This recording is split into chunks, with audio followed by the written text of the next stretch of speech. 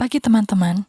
Nah, pada hari ini kita akan mulai membahas tentang salah satu hal mendasar atau basic untuk public speaking.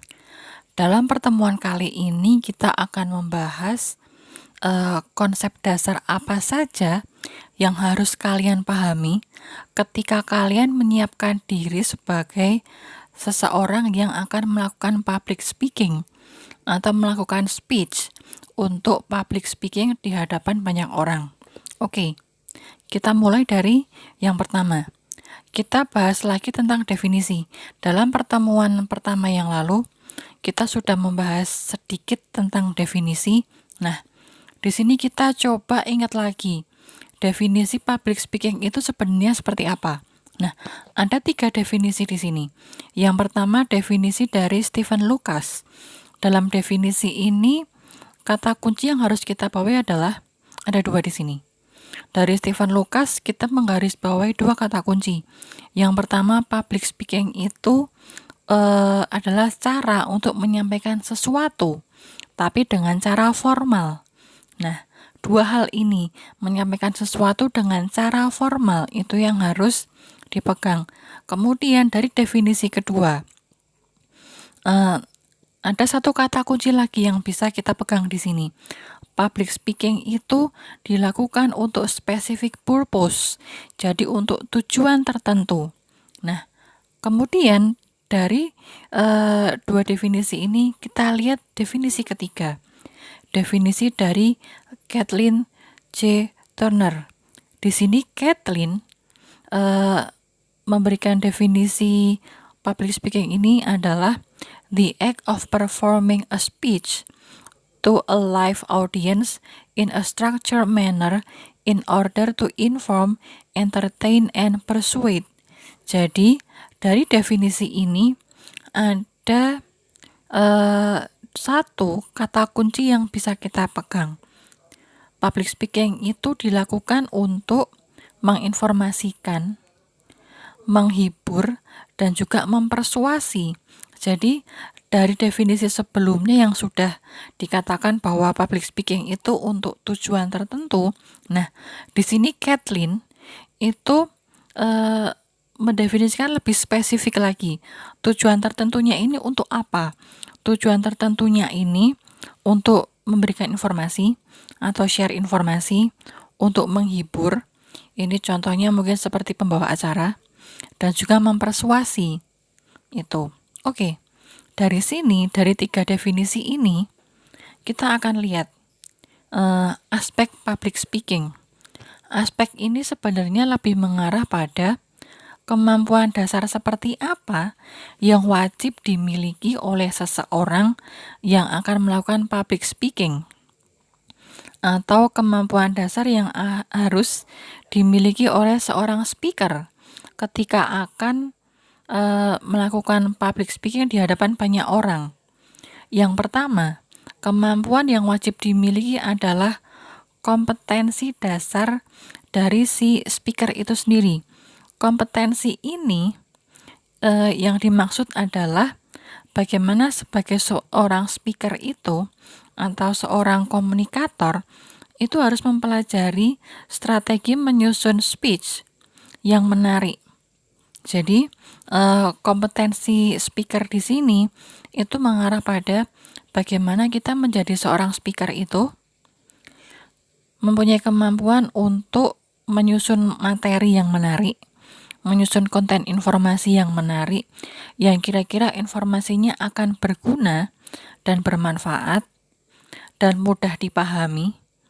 Kemudian selain itu, bagaimana dalam menyampaikan informasi atau konten tadi, kita juga pandai memilih gaya penyampaian seperti apa yang kira-kira sesuai. Kemudian juga pemilihan kata-kata. Bagaimana kita punya pilihan kata-kata yang nantinya mudah dipahami oleh audiens yang mendengarkan atau menerima informasi yang kita sampaikan. Itu yang pertama. Kompetensi atau kemampuan dasar yang pertama adalah kompetensi dari si speaker itu sendiri. Kemudian kemampuan dasar yang kedua atau aspek kedua adalah karakteristik pribadi. Di sini yang dimaksud adalah bagaimana kita sebagai seorang speaker atau seseorang yang menyampaikan public speaking di depan umum itu punya rasa percaya diri dan juga bisa membangun ciri khas atau personal style kita. Jadi ketika kita di hadapan banyak orang, orang itu akan mudah mengingat baik itu nama dan juga ciri khas kita. Jadi sebagai seorang speaker itu atau sebagai seorang yang melakukan public speaking, orang itu tidak hanya punya kompetensi untuk menyusun konten informasi, tapi juga dia punya kepercayaan diri untuk membangun rasa percaya diri berbicara di depan umum, dan juga punya personal style sendiri, punya keunikan sendiri. Kalau kita ingat seperti contohnya Pak Mario Teguh. Kalau kalian ingat Pak Mario Teguh ketika melakukan motivasi di depan banyak orang, dia akan muncul dengan satu ciri khasnya. Ketika ada orang yang bertanya, dia akan memberikan respon super sekali. Nah, itu menjadi salah satu karakter atau ciri khas yang dikenal masyarakat tentang Pak Mario Teguh. Itu juga salah satu kemampuan yang harus dimiliki seorang speaker. Jadi bagaimana seorang speaker itu punya satu ciri khas sendiri. Nah, kemampuan ketiga atau aspek ketiga, seorang speaker itu harus bisa memahami lingkungan sekitar yang dihadapi. Jadi ketika kita melakukan public speaking, kita itu harus mempelajari nantinya situasi yang kita hadapi itu seperti apa. Lingkungan di sekitar audiens kita itu seperti apa. Contohnya, seperti kalau misalkan kita itu melakukan motivasi di tengah-tengah kantor kecamatan misalkan. Nah, untuk bisa lebih mendekati audiens, untuk lebih bisa sharing informasi dan potensi informasi diserap oleh audiens itu lebih besar, kita kan harus mempelajari kira-kira kebiasaan di sekitar audiens itu seperti apa. Kemudian juga misalkan nama-nama pejabatnya itu seperti siapa saja. Jadi kita misalkan bisa mengawali dengan menyapa para pejabatnya yang hadir dulu. Kemudian ketika nanti di tengah-tengah kita melakukan motivasi, kemudian kita ingin ada menyelipkan satu jokes atau satu humor. Nah, kira-kira gaya humor yang kita angkat itu sesuai dengan kebiasaan yang dilakukan oleh orang-orang di sekitar. Jadi, apa yang kita sampaikan lebih mudah diserap dan lebih mudah dipahami. Oke, ini aspek dari public speaking atau bisa juga dilihat sebagai kemampuan dasar yang harus dimiliki oleh seorang speaker ketika public speaking. Dari sini kita lihat sebenarnya kalau kita melakukan public speaking di hadapan banyak orang, apa sih manfaat yang kita dapatkan dengan melakukan public speaking itu? Di sini kira-kira ada 3 manfaat. Manfaat yang pertama itu adalah untuk personal benefit atau manfaat untuk personal kita sendiri. Nah, manfaat untuk diri kita sendiri dengan melakukan public speaking, kita itu mempunyai perkembangan dalam hal kemampuan. Kemampuan ini tidak hanya mengarah pada pengetahuan dan wawasan kita, karena kalau kita melakukan public speaking, otomatis kan kita harus mencari-cari data, kira-kira materi apa yang bisa kita angkat yang sekiranya mudah dipahami oleh audiens. Jadi nggak hanya pengetahuan, tapi juga kreativitas kita dalam berekspresi. Kreativitas kita untuk menarik audiens untuk memperhatikan apa yang kita sampaikan. Dan juga personal benefit yang kita dapatkan dari dari public speaking itu juga meminimalisir rasa kecemasan ketika kita bicara di depan publik. Jadi ketika kita semakin sering melakukan public speaking, nah itu akan melatih kita untuk semakin percaya diri. Ketika kita semakin percaya diri, otomatis rasa cemas kita untuk tampil di depan publik itu akan semakin menurun. Ini dari segi personal benefit. Nah, manfaat yang kedua itu adalah dari social benefit. Dari segi social benefit, public speaking ini juga mengajak kita untuk mengasah peran kita sebagai warga negara.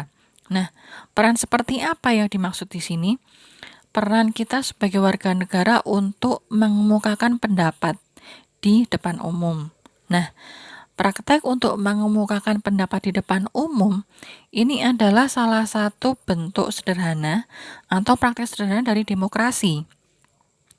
Karena dalam public speaking kita itu kan harus mengembangkan topik yang disajikan, kemudian juga selain mengembangkan topik dan informasi yang kita sampaikan, kita kan juga harus melihat atau mendengar respon dari audiens. Jadi ada keterlibatan audiens untuk memberikan respon tentang apa yang kita sampaikan. Nah, ini menjadi bentuk sederhana dari demokrasi. Jadi ada sisi keterlibatan dari audiens tentang speech yang kita sampaikan. Nah, itulah menjadi salah satu bentuk sederhana dari demokrasi. Nah, manfaat terakhir dari public speaking itu adalah cultural benefit. Dengan melakukan public speaking, kita itu belajar untuk berinteraksi dengan beraneka ragam orang. Nah, ketika kita berinteraksi dengan beraneka ragam orang, kita itu belajar untuk memberi apresiasi yang pas, yang sesuai dengan orang-orang yang kita hadapi. Jadi, kita harus mempelajari dulu karakter budaya setempat, bagaimana orang-orang ini berinteraksi, bagaimana biasanya mereka berbicara satu dengan yang lain. Jadi ketika kita memberikan respon atau memberikan humor di sela-sela public speaking yang kita lakukan, nah yang kita lakukan itu sesuai dengan budaya mereka. Jadi penerimaannya itu lebih cepat dan di titik kita itu mau mempelajari karakter masing-masing orang dari beragam budaya, kemudian kebiasaan dari beragam tempat. Nah, inilah cultural benefit yang kita dapatkan nanti. Dari manfaat public speaking, kita lihat sebenarnya prosesnya public speaking itu sama nggak dengan proses komunikasi pada umumnya. Secara umum, proses komunikasi dalam public speaking itu sama seperti proses komunikasi pada umumnya. Bedanya, pada public speaking itu ada satu unsur yang ditambahkan, yaitu unsur situation atau situasi tempat berlangsungnya public speaking ini. Nah, langsung saja kita akan bahas elemen dari elemen proses komunikasi dalam public speaking. Elemen pertama adalah speaker. Sama seperti proses komunikasi pada umumnya. Proses komunikasi itu diawali dari speaker atau komunikator. Speaker atau komunikator ini merujuk pada orang yang membawakan public speaking itu di hadapan audiens. Nah, di sini kesuksesan seseorang menjadi speaker atau komunikator itu bergantung pada kredibilitas orang tersebut atau kemampuan orang tersebut. Itu yang pertama. Yang kedua, penguasaan speaker ini terhadap materi yang disampaikan. Selain itu, gaya atau cara penyampaiannya itu juga mempengaruhi kesuksesan. Bagaimana gaya penyampaian itu menarik, kemudian mampu menghidupkan suasana, kemudian sesuai dengan apa yang dialami oleh audiens. Nah, itu menjadi beberapa hal kunci kesuksesan seseorang menjadi speaker dalam sebuah public speaking. Nah, dari speaker, dari komunikator, kita berlanjut ke message atau pesan. seorang komunikator berbicara di depan publik menginformasikan sesuatu. Nah, informasi inilah yang kita lihat atau ada dalam elemen message atau pesan. Dalam public speaking, speech yang dilakukan itu harus sesuai dengan apa yang sudah disusun. Jadi, apa yang kalian sampaikan itu harus sesuai dengan kerangka atau topik atau poin-poin yang sudah kalian susun sebelumnya. Kemudian nggak hanya itu, nggak hanya sejauh mana speech yang kalian sampaikan itu sesuai dengan konsep yang sudah disusun, tetapi juga sejauh mana bahasa verbal, baik itu gestur, ekspresi wajah, intonasi, itu kalian gunakan dengan tepat untuk mempertegas atau menguatkan pesan yang ingin kalian sampaikan. Nah, setelah informasi atau pesan ini disampaikan, kita akan beralih ke channel. Ketika kalian menyampaikan sesuatu, menyampaikan informasi, pasti di situ butuh channel atau media untuk mengkomunikasikan pesan. Nah, sama juga seperti dalam kegiatan public speaking, di sini juga membutuhkan media. Nah, dalam kegiatan public speaking ini, media yang dimaksud itu bisa beragam. Ketika misalkan kita melakukan motivasi atau motivator di sebuah convention hall. Nah, di sini media kita untuk menyampaikan sesuatu itu bisa suara. Suara ketika kita menyampaikan sesuatu. Atau juga bisa mikrofon yang mengeraskan suara kita dalam menyampaikan sesuatu. Dan juga selain suara dan mikrofon, itu ada juga penampilan kita secara fisik yang ikut menguatkan apa yang kita sampaikan secara verbal. Nah, dari channel kita bergeser ke elemen selanjutnya. Kalau ada pesan yang disampaikan, pasti ada orang yang menerima atau listener. Listener di sini adalah orang yang menerima pesan. Dalam tahapan ini, kita sebagai speaker itu harus memahami bagaimana pola pikir yang dimiliki oleh audiens kita, sehingga yang kita sampaikan itu bisa mudah diterima dan selaras dengan pola pikir dari listener atau audiens yang kita hadapi. Nah, ketika pesan itu sudah sampai di listener atau audiens, nah kita akan lihat ini feedbacknya atau bagaimana audiens itu memberikan respon atas informasi yang kita sampaikan. Dalam public speaking, respon atau feedback dari audiens itu lebih banyak dilihat dari bahasa nonverbal yang mereka sampaikan. Jadi, bagaimana gerak tangannya, bagaimana raut wajahnya ketika mereka itu mendengarkan public speaking kalian. Nah, itu menjadi hal pertama yang kalian nilai untuk feedback. Oke, dari feedback kita lihat ke elemen selanjutnya, interfere. Nah, dalam melakukan public speaking, seperti proses komunikasi pada umumnya, pasti juga sedikit banyak akan muncul gangguan. Nah, gangguan dalam public speaking ini itu terbagi menjadi dua. Yang pertama gangguan eksternal.